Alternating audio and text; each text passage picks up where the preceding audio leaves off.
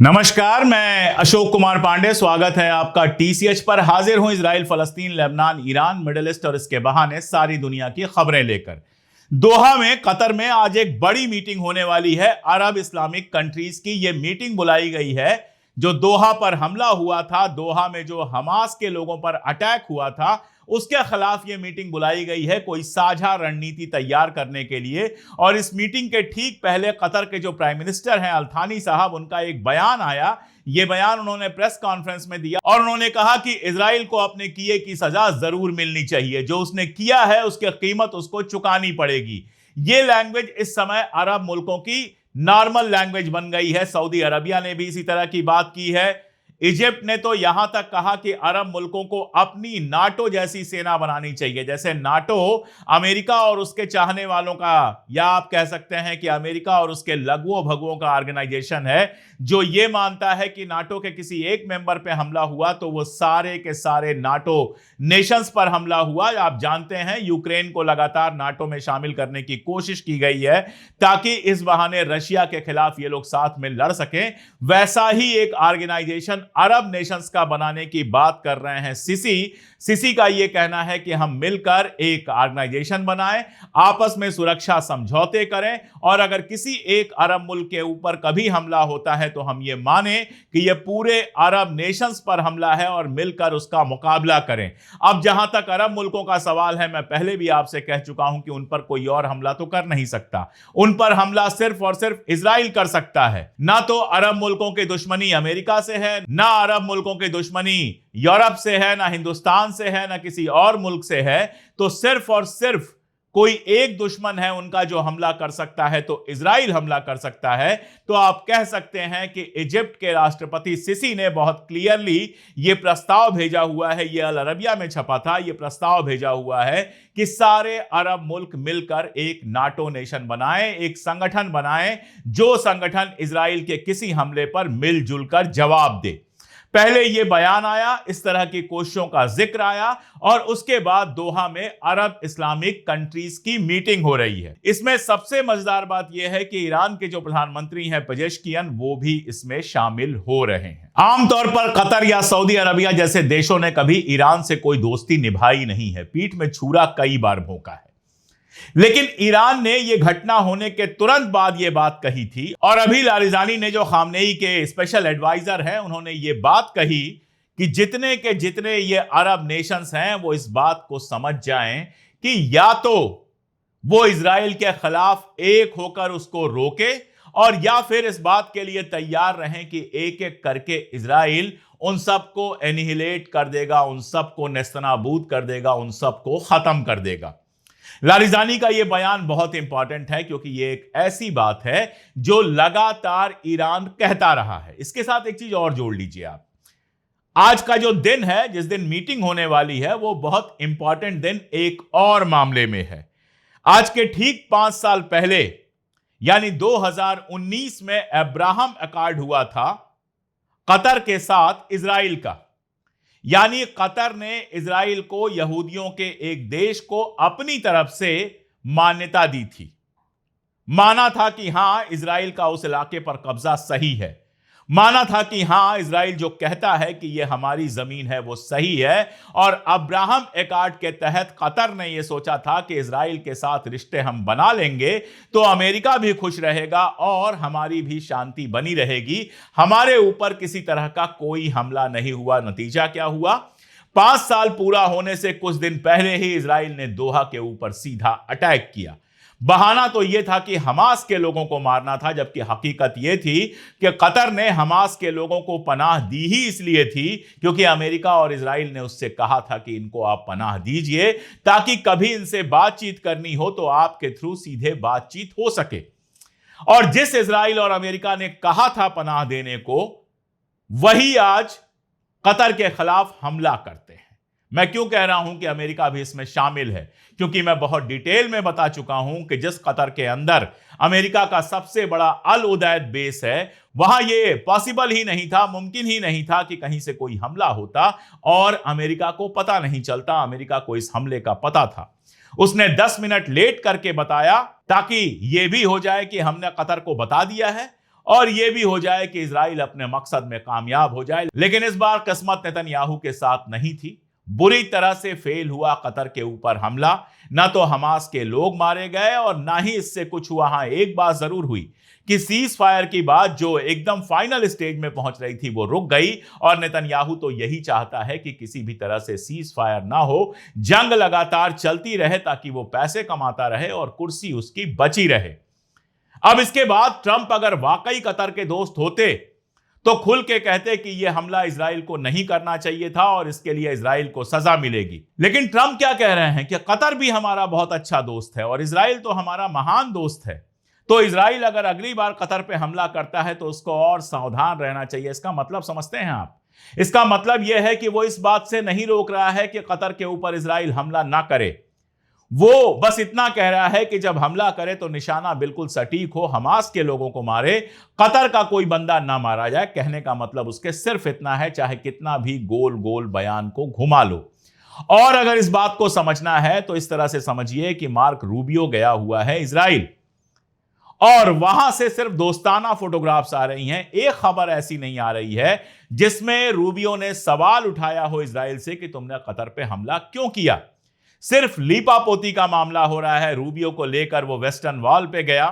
Western wall आप जानते हैं, जो दुनिया का बड़ा नेता जाता है, हमारे राजनाथ सिंह भी गए थे, उनको भी ले जाया गया था। मेरा सवाल इन सारे दुनिया के नेताओं से सिर्फ एक है कि ये जाकर एक यहूदी पवित्र स्थल वेस्टर्न वॉल पे अपना सर झुकाते हैं। कभी आपने नेतन्याहू को किसी मंदिर या मस्जिद पे झुकते हुए देखा है? चलो मंदिर मस्जिद छोड़ दो, चर्च पे कभी झुकते हुए देखा है? कभी आपने ऐसी तस्वीर देखी है कि नेतन्याहू अमेरिका गया और वहां के किसी चर्च में जाकर झुका? नहीं, वो अपनी बात पर अड़ा हुआ है। यहूदी धर्म ईसाइयों को क्या समझता है आप अच्छी तरह से जानते हैं। यहूदी धर्म में कहीं कोई इज्जत नहीं है ईसा मसीह की। उनको अवैध संतान बताया जाता है और जाने क्या क्या कहा जाता है। लेकिन ये सारे नेता जाकर वेस्टर्न वॉल पर सर झुकाते हैं और उसके बाद इजराइल की चमचागिरी करते हैं। तो एक बात तो कतर और मिडिल ईस्ट के बाकी देशों को भी बहुत कायदे से समझ में आ रही होगी कि अमेरिका का भरोसा सिर्फ तब तक कर सकते हैं जब तक इजराइल हमला ना करे।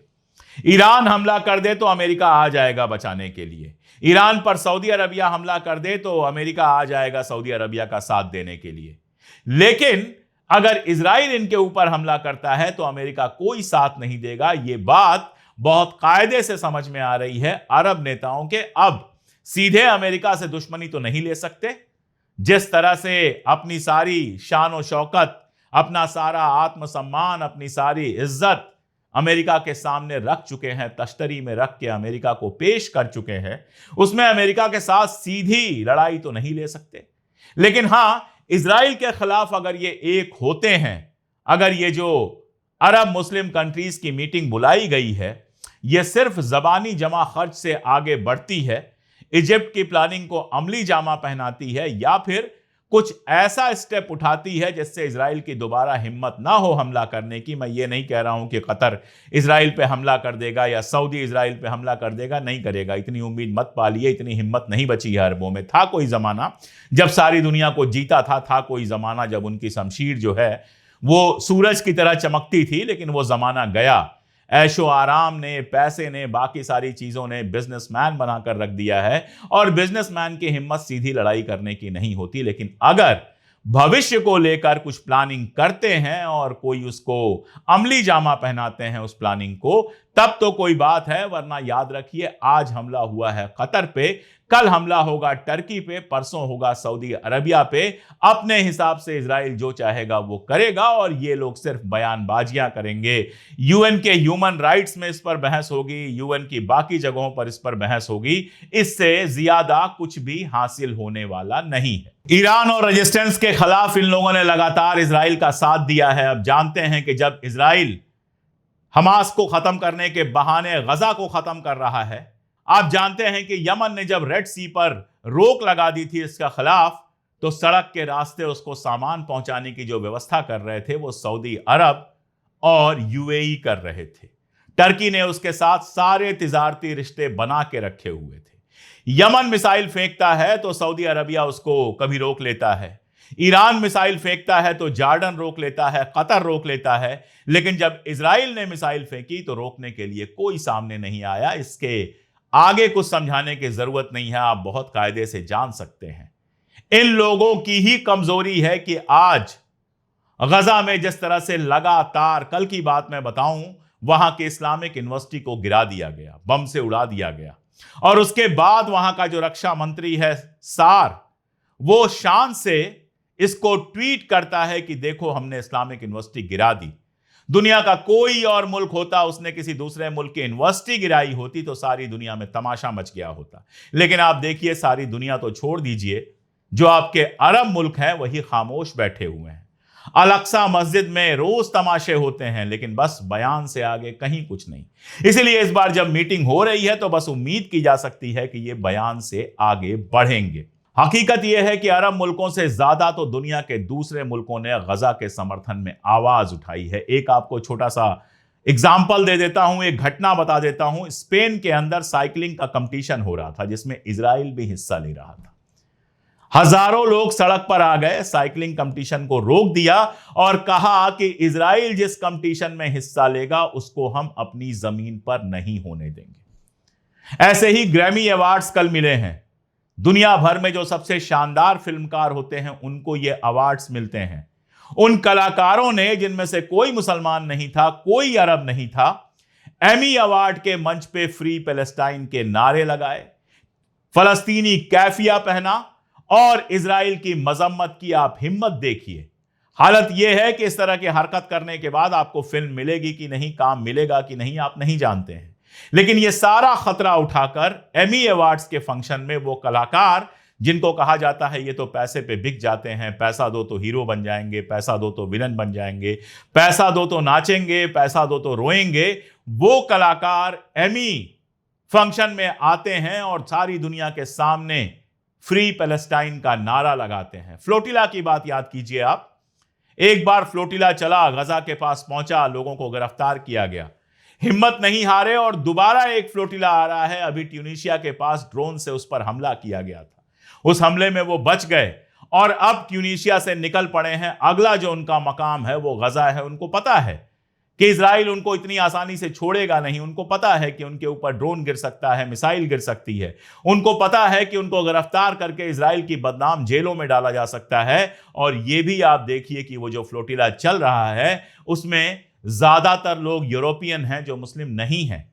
लेकिन गजा की आजादी के लिए ये सारे रिस्क उठाकर वो गजा का सीज तोड़ने के लिए चल रहे हैं, ट्यूनीशिया तक पहुंच गए हैं और अब गजा तक पहुंचने की कोशिश कर रहे हैं। जो बात मैं बार बार कहता हूं, कल मैं खामनेई साहब के ट्वीट पढ़ रहा था, उन्होंने एक बात लिखी थी कि गजा का मसला उम्मत का मसला नहीं है, गजा का मसला मुसलमानों का मसला नहीं है, गजा का मसला हर उस इंसान का है जो हक की बात करना चाहता है। ये बात मैं बार बार कहता हूं। अगर आप गजा को सिर्फ मुसलमानों के मसले की तरह देखेंगे तो आप लगातार कमजोर होंगे और कमजोर किए जाएंगे। गजा का मसला इंटरनेशनल कानून के उल्लंघन का मसला है। गजा का मसला ह्यूमन राइट्स के उल्लंघन का मसला है। गजा का मसला इल्लीगल कब्जे का मसला है। गजा का मसला मासूम लोगों की हत्या का मसला है। अभी तक तो हम लोग 60,000 70,000 के नंबर्स देख रहे थे, अब तो हलेवी जो इजराइल का आर्मी चीफ था उसके हिसाब से 6,80,000 लोग मारे जा चुके हैं गजा के अंदर। जरा कल्पना करके देखिए, 6,80,000 लोग गजा के अंदर मारे गए हैं, जिसमें 3 लाख के आसपास बच्चे हैं। यह मामला आपको मुसलमानों का लगता है? यह मामला हर उस इंसान का है जो इंसानियत के साथ खड़ा होना जानता है। इसीलिए यह मसला हमारा है, इसीलिए यह मसला आपका है, इसीलिए यह मसला सारी दुनिया का है। इसीलिए ये जो वीडियो आप देख रहे हैं इसमें कनाडा की एक मूल निवासी, जिसका इस्लाम से कोई लेना देना नहीं है, वो सड़क पर फलस्तीनी कैफिया पहनकर फलस्तीन के साथ होने की बात कर रही है, अपने तरीके से नाच रही है और कह रही है फलस्तीन को आज़ाद करो। दुनिया भर में जो ये आवाज़ें उठी हैं ना, सच है कि बहुत ज़्यादा जुल्म हो रहा है गजा के ऊपर। मल्टी स्टोरी बिल्डिंग्स गिराई जा रही हैं, लोगों को मारा जा रहा है, सब हो रहा है। लेकिन इस जुल्म को जिस सब्र के साथ बर्दाश्त किया है गजा वालों ने, यकीन जानिए इसका फल जरूर मिलेगा। और जैसा मैं बार बार कहता हूं कि हम अपनी जिंदगियों में ही आज़ाद फलस्तीन को देखेंगे। देखना बस ये है कि दोहा में जो ये अरब इस्लामिक मुल्क इकट्ठा हुए हैं, ये सिर्फ ढोल बजाकर वापस लौट आते हैं या वाकई कुछ सीरियस कदम उठाने के बारे में सोचते हैं। एक छोटी सी अपील जो मैं हर बार करता हूं कि अगर मुमकिन हो तो हमारे चैनल के मेंबर बन जाइए। आप 3 रुपए रोज से भी कम में अगर हमारे मेंबर बनते हैं, और मेंबर बनना बेहद आसान है, ज्वाइन का बटन आप दबा सकते हैं। इसके अलावा हमने डिस्क्रिप्शन और पिन कमेंट में लिंक भी दे दिया है, वहां से आप सीधे हमारे मेंबर बन सकते हैं। और जैसा मैंने कहा कि अगर आप हमारे मेंबर बनते हैं तो इससे हमें वो ताकत मिलती है जिससे हम बिना डरे, बिना झुके और बिना रुके लगातार देश के अंदर और देश के बाहर हक की आवाज उठा सकेंगे। बहुत शुक्रिया।